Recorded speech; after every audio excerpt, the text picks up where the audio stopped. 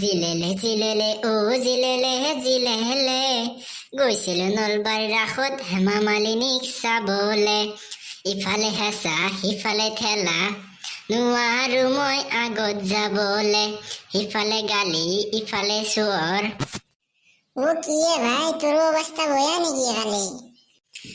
নকবি দে ভাই, কি যি হেঁচা ঠেলাত পৰছো, ওহাও যাবা নৰো হোৱাও যাবা নৰো। ও ভাই, মোৰো একেই গতি। অলপমান লেট্ৰিন কৰা হেন লাগছিল। ঠেলা হেঁচাতে একেবাৰে মোৰ তাতে কানি কাপোৰে ওলাই গেছি ভাই। হয় নেকি? হয় দে ভাই, খালি হেমা মালিনীক চাবা যায় চবৰে একে অৱস্থা হৈছে। কি যি হেঁচা ঠেলা।